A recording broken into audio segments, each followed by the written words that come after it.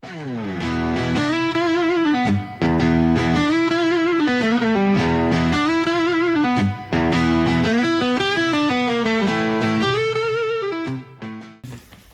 televisión ahora estás en 59 segundos Sí, compartiendo mesa con Gemma Nierga.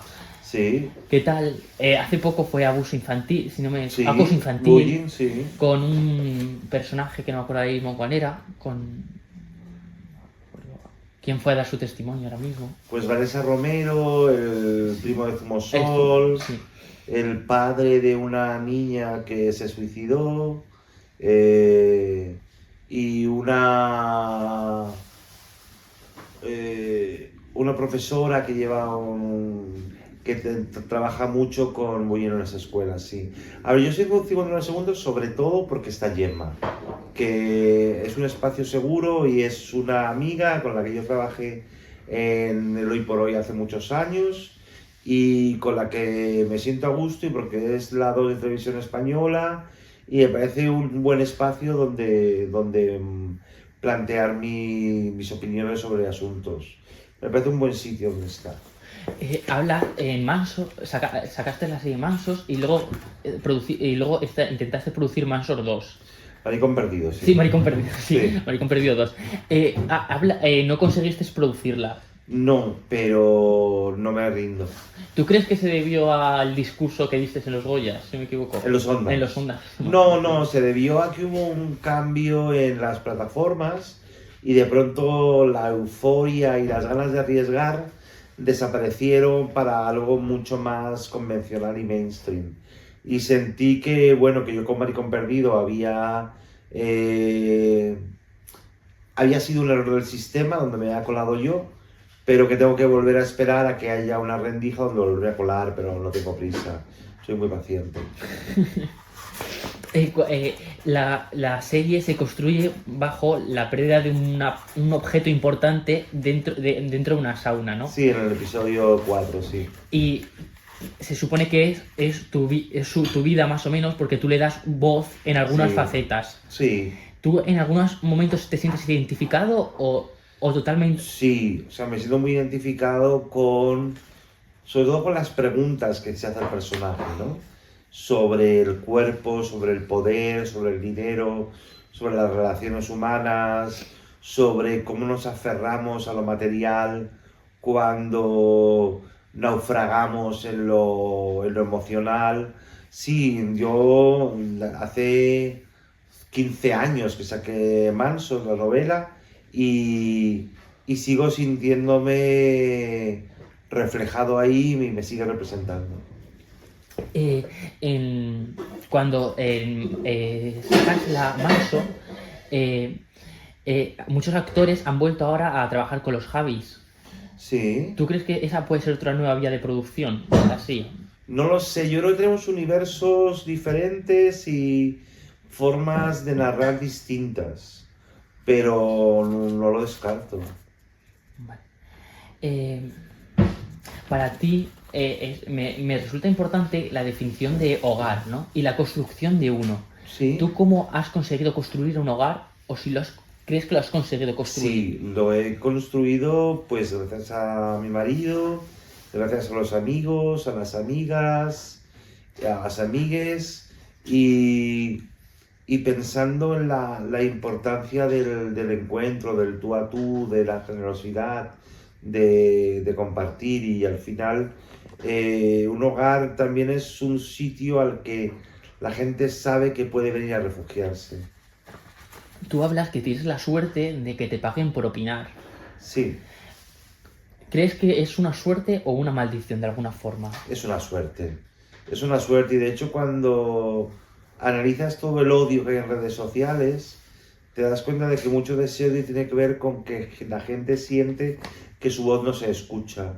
Y entonces como el odio se ha convertido en un altavoz brutal de los egos, sabe que funciona para hacerse escuchar.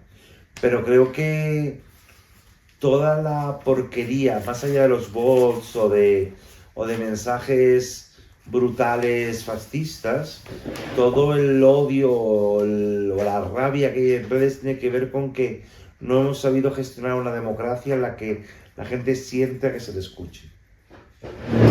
¿Y cómo crees que se puede solucionar eso?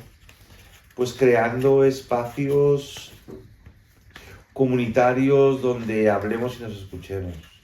Pero ese espacio comunitario, es decir, ¿cómo de grande tiene que ser para abarcar a toda la población? Pues puede ser, no hace falta que todo el mundo escuche a todo el mundo, porque sería un galimatías, pero sí que tengamos pequeños espacios, pequeños círculos, pequeños ámbitos donde sintamos que nuestra palabra sirve para algo. Vale. Cuando te detectaron la enfermedad, hablas de la relación que tienes con la relación que tuviste con el deporte. Sí. Que te pusiste a hacer deporte, vamos, como un loco, más o menos. Sí. ¿Por qué crees que te dio esa visceralidad a hacer deporte? Porque me pareció que cuando llegara la degeneración del cuerpo, en cuanto mejor estado me encontrara, más iba a tardar en producirse esa degeneración física. Fue una cosa práctica. Incluso llegaste a hacer deporte dos veces al día. Y a traer 2 gimnasios apuntados, sí. ¿Y por qué te apuntabas a 2 gimnasios? Pues porque uno era el que tenía al lado de casa para los ejercicios habituales y otro era al lado de la playa, los fines de semana o días con más calma, para poder nadar en una piscina más grande, etc. La relación con el deporte, hablabas de que el diario Marca es un diario económico. Sí, al final todos los diarios deportivos hablan más de dinero que los diarios económicos. El deporte se ha convertido en un grandísimo negocio, solo hay que ver hoy a Piqué declarando frente a un juez y llorando y diciendo que él había sido un héroe para España. Sí, o sea, lo que la gente le atrae del deporte es saber que mueve tantos millones que se ha convertido en una... en realidad el deporte es una revista de lujo carísima, donde todos los participantes no solo ofrecen un espectáculo físico, sino también económico, de riqueza y de poderío. ¿Tú crees que los deportistas son meramente objetos, que no se le pide la opinión, simplemente se lo pide que corran y ya está? Yo creo que los deportistas son mascotas de las marcas que les patrocinan.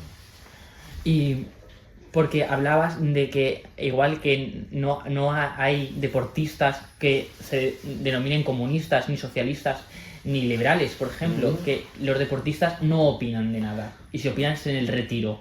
Pero no opinan justamente porque tienen patrocinadores detrás que no quieren generar antipatía hacia su marca. Y si acaso opinan sobre el discurso dominante, que es el mayoritario, el que menos simpatías les pueden quitar.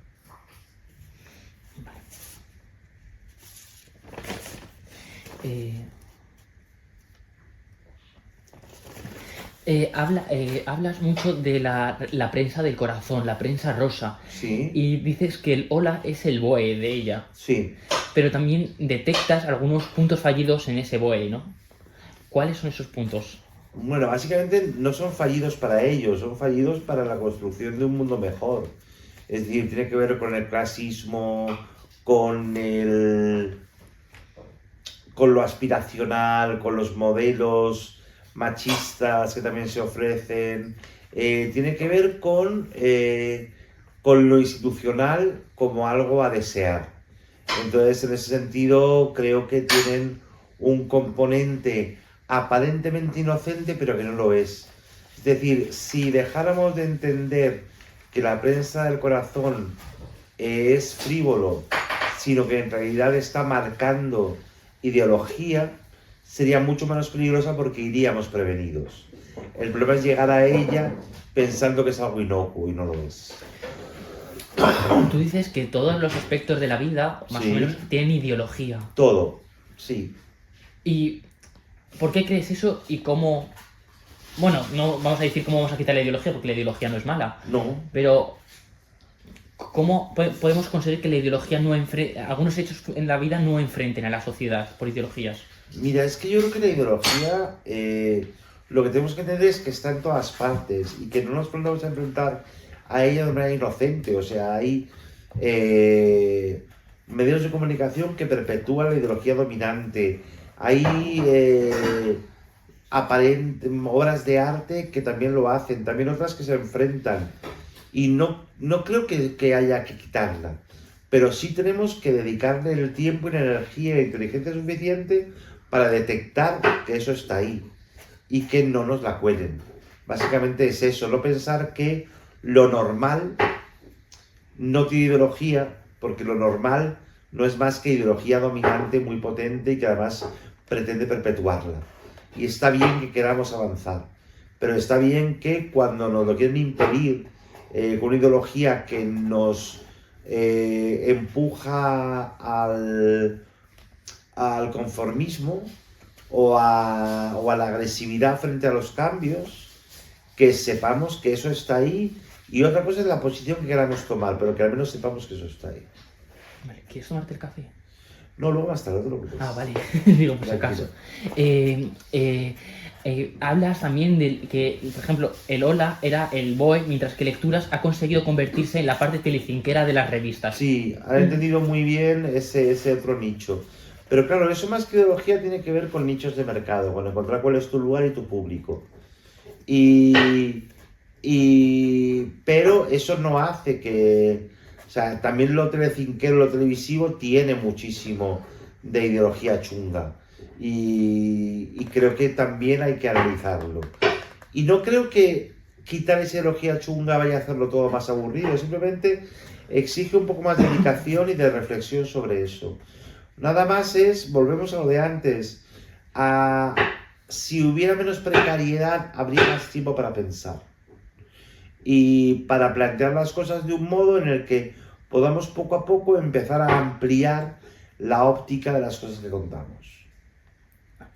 Por ejemplo, ¿tú crees que Telecinco, cuando estaba realizada por la fábrica de la tele, también tenía ese lado malo?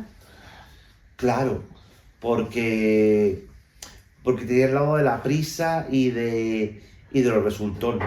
Pero también tenía lados buenísimos de mostrar el otro lado, de pronto tener voces discordantes con lo que habían sido los juicios corazoneros de siempre. Creo que había ahí una mezcla de muchos elementos, ¿no? Pero todos interesantes. Cuando hicisteis el monólogo, bueno, que fue Sí. una obra, más o menos, Sí. los dos, hablabas de que estabas fascinado por Terelu y Mar Flores fueran cuñadas, ¿no? Sí, esto me parece que es como que las dos Españas estallan en algún lugar fascinante. Bueno, más cuñadas son consuegras. Consuelo. Y sí, es que me gusta mucho cómo España poco a poco se va haciendo pequeñita y se van tocando muchísimos hilos que en algún momento pensábamos que no iban a coincidir. Y esa endogamia lo hace todo muy divertido. Y a mí me gusta mucho ver esas cosas desde fuera y analizarlas desde una... O sea, a mí también me gusta mucho extrapolar cosas y llevarlas al límite, pero me da la vidilla, sí. Y escribiste un análisis, bueno, un libro, Sí. sobre la prensa un miércoles. Sí, miércoles de enero. Un miércoles Sí. de enero. En el cual intentas analizar cómo al final se va tocando toda la prensa, ¿no? Sí. ¿A qué conclusiones llegaste en ese estudio? Pues a que la prensa en general es muy conservadora. Y a que cada vez tiene menos influencia en lo que pasa. Y siempre ya no dicta el discurso ni la agenda, sino que va a la zaga de eso, ¿no? Y por desgracia.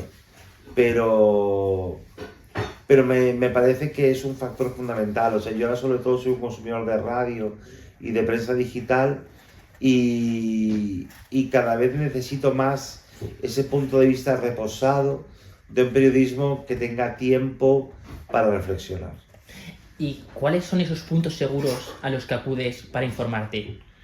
Pues mira, la SER, aunque esté mal decirlo, El País, La Marea, El Salto,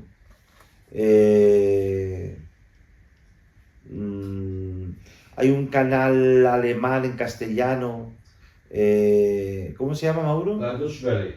Deutsche Welle, que me parece estupendo. Y luego de vez en cuando prensa especializada según qué asuntos. Pero cada vez hay de más prensa que tenga unos protocolos de información y menos ansiedad por el titular. ¿Tú crees que la pérdida de influencia de la prensa en la sociedad es positivo o es negativo? Es negativo. Porque cuando la prensa influía en la sociedad, al menos sabías de dónde salían las cosas. Ahora es muy difícil saber de dónde salen según qué ideas o planteamientos intelectuales. Porque está la amalgama de mensajes, de cadenas de WhatsApp, TikToks, la mezcla se ha hecho mucho más complicada, es como un mole o un curry donde cada vez hay más especias que no identificamos y cada vez es más picante. ¿Tú crees que la prensa digital... España, por ejemplo, es un país donde ha surgido muchos periódicos digitales de pensamientos extremistas, vamos a decir. ¿Sí? Ese amarillismo, ¿tú crees que claramente perjudica? Pero ¿cómo es capaz de permear en la sociedad? Yo creo que en realidad es un reflejo, en realidad es que no están dando a permear a la sociedad, sino de hacer el trabajo a sus amos. Y no solo permear a la sociedad, sino que las cosas dejen de provocarnos preguntas. En que mostrar que cualquier cosa es posible y es legítima, de modo que dejemos de cuestionarnos según qué. Y creo que en ese sentido hacer un trabajo diabólicamente bueno. ¿Y tú crees que va a ser fácil revertir esa situación? No va a ser fácil, pero es posible. Y tenemos que asumir que hay que trabajar para eso. ¿Y tú crees que el gobierno tiene un papel fundamental en revertirla? No, me temo que no. Me temo que el gobierno intenta gestionar lo que hay y de la mejor manera posible, entiendo. O sea, yo no creo que pues ha sido un placer. Igualmente. Muchas gracias. Muchas gracias. Bueno, debería ser, pero sin maldad. Ya me parece suficiente. ¿Tú crees que las nuevas directivas de la Unión Europea sobre medios de comunicación le otorgan más libertad de expresión o la coartan? Yo creo que son sobre todo muy naif, porque cualquier directiva nunca cualquier directiva al final es susceptible de que alguien busque los atajos para pasar por otro lado, de modo que siempre están muy lejos de lo que se acaba consiguiendo hacer. Me parece que siempre se quedan cortas y siempre se quedan fuera de su tiempo y su lugar. Cambiando de tercio, tú sueles decir que estás viviendo en una época de desenfreno, más o menos. Sí, vital, sí. Desenfreno vital. Sí, de pasármelo bien y disfrutar mucho de las cosas. Pero en ese desenfreno vital, ¿tú crees que se encuentra el poliamor? Para mí sí, pero también entiendo que no es para cualquiera. O sea, que es algo que a mí me funciona, pero que no tiene que funcionar a todo el mundo. Y que yo puedo defender emocionalmente, intelectualmente, pero hay a quien no le tiene por qué servir. Entonces, para mí es algo que creo que tiene que ver con una moda de enfrentarse a la vida, pero también me parece que es muy personal y es algo que no se puede imponer. ¿Y por qué a ti te resulta válido? Pues porque creo que soy una bomba emocional. Y porque creo que siempre que me he planteado relaciones emocionales, lo que más he echado de menos ha sido la capacidad de dar todo el amor. No solo de recibirlo, sino de que poder dar todo y que no se quede tirado por los lados, sino encontrar a quien podérselo entregar, al recipiente de ese amor. Y en ese sentido a mí me funciona muy bien. Tú hablas de una aplicación de citas. Grindr, y sí. ¿No crees que esa aplicación es como el X de las relaciones amorosas? No, ni siquiera eso es... A ver, Es que al final es una aplicación donde, que volvemos a lo de antes, es decir, es una herramienta que podemos usar como queramos y que se ha convertido en una especie de trituradora de carne. Pero que hay quienes la podemos usar de otra manera y podemos hackearla de otro modo, ¿no? ¿Y tú crees que consigues hackearla del otro modo? Según mi experiencia, sí. En algunos momentos hablas de conversaciones surrealistas en esa aplicación. Sí. ¿Cuál ha sido de las más surrealistas que has tenido? Pues una vez que alguien entró y me dijo que me iba a denunciar por suplantar la personalidad de Bob Pop. Entonces yo dije, pero es que soy yo, y me dijo que no, que era imposible que fuera yo y que me iba a denunciar por suplantar la personalidad de famoso porque alguien tan famoso como yo no podía exponerse en esa red. Y luego me bloqueó y ya no supe más, pero no me ha llegado la denuncia. Pues ha sido un placer. Igualmente. Muchas gracias. Muchas gracias. Bueno, a ti.